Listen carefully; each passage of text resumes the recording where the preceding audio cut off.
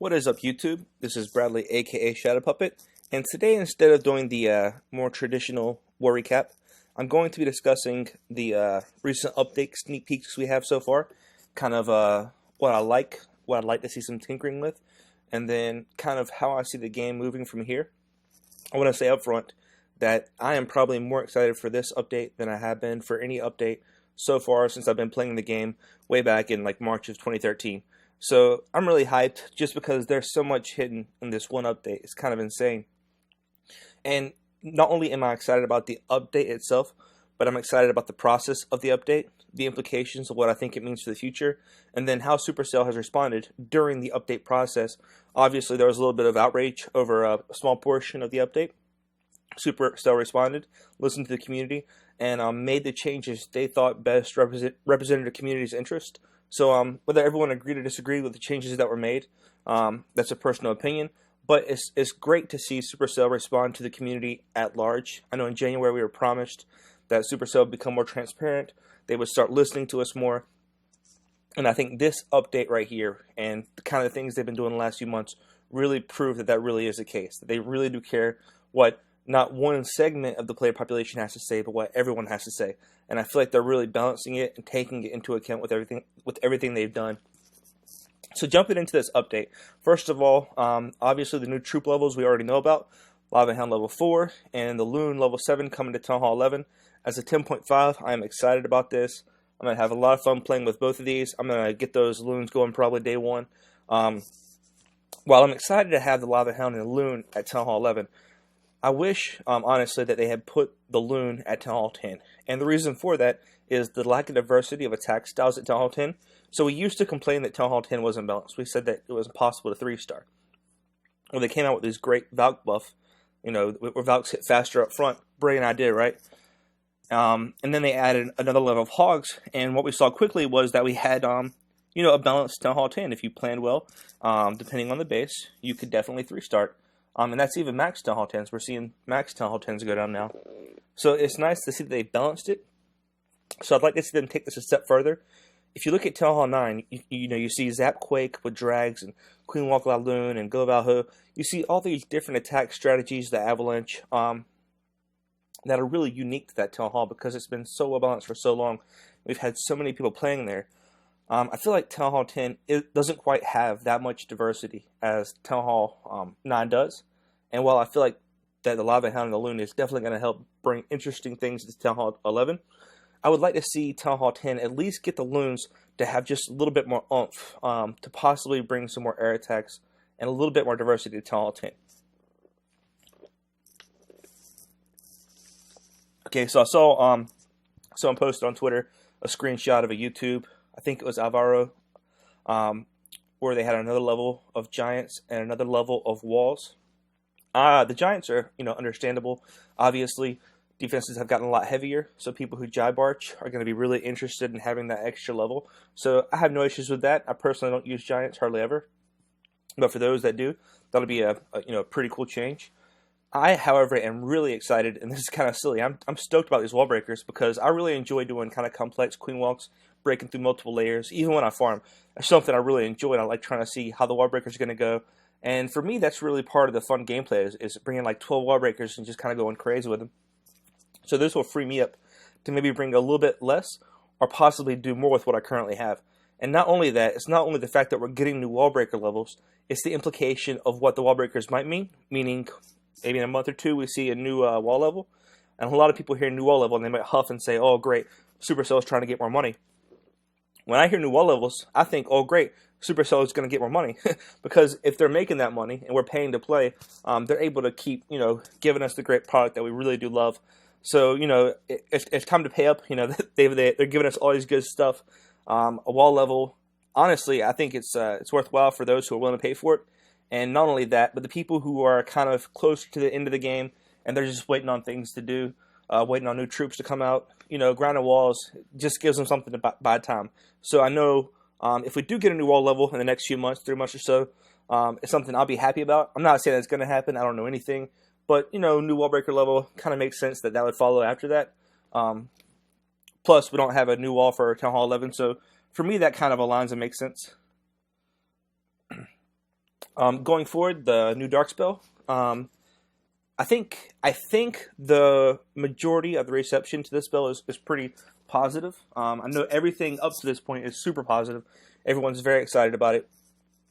Me personally, I'm a little bit uneasy about the spell, and the reason is I tend to use very unlorable CCs, and I intend to exploit lorable CCs, like right here. So I'm a little bit concerned that where I normally have that one-to-one advantage, I may no longer have that. But at the same time, I'm also excited to see the kind of diversity in how players use this spell. It can be used in walks to kind of distract for the heroes instead of a poison, and maybe prevent your hero from having to use a rage spell during the course of a walk.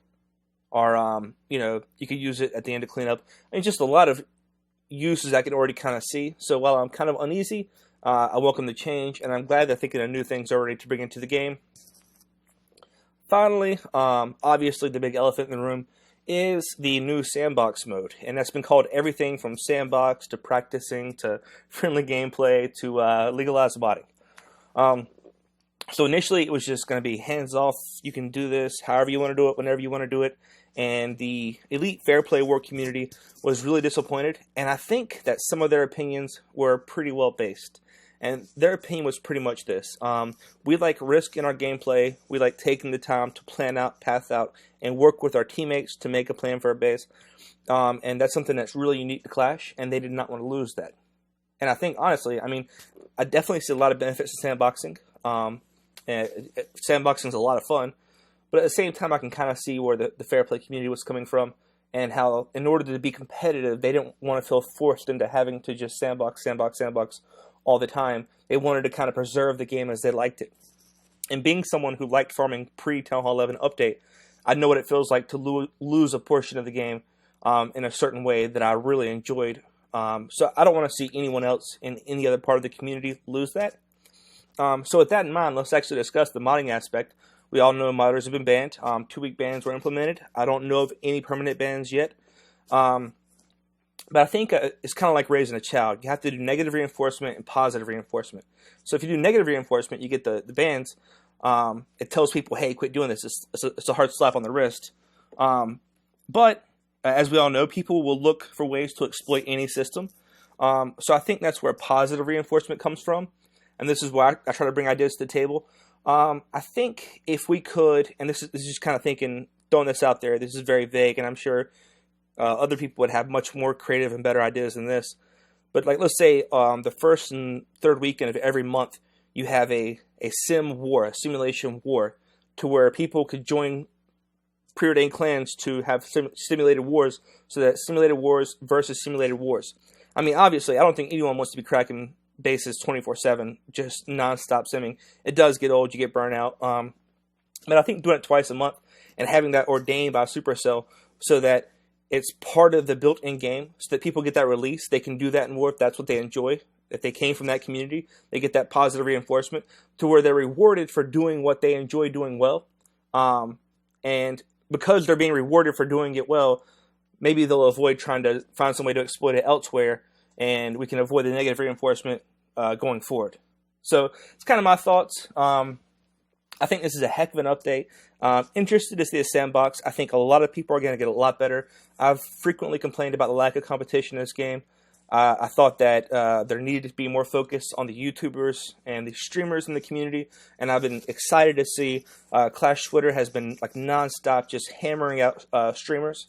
So my advice to you is, if you have any sort of a following, anytime you see Clash of Clans tweet out a streamer, just go ahead and retweet it, because maybe you don't have time to watch it, but if we can help other people who enjoy this game like we do become better players, then we can all have a better gaming experience. It's not about being the best, although it's fun to be the best and to win wars and whatnot, but it's also about being part of the community, helping others to become better, and trying to make this one big community instead of separated and divided communities. So if we can all just embrace kind of what everyone's doing, respect where everyone's coming from, and try to encourage everyone to have some way to have an output to the type of gameplay they want. And again, I just want to go ahead and say, big hat tip. There was a conversation between Galadon, Clash with Ash, and Jake from OneHive the other day on Camcord, where they were just hashing out their concerns about this update. and I think that conversation might have played a part. They like to say as YouTubers they don't have a voice. I think this kind of disproves their theory that they don't have a voice, because from that conversation, I feel like there was attention brought to the issue, and Supercell made a change so that people didn't lose that risk and that innovation in war. So yeah, I mean, to recap, I'm excited about this update. I definitely want to see tournaments coming out. I'd like to see an even and fair playing field so that we can have a ranking system that actually means something. So yeah, hat tip Supercell, and let me know what you think either on Twitter or in the comments about this update. Thanks for watching. If you liked it, subscribe or like.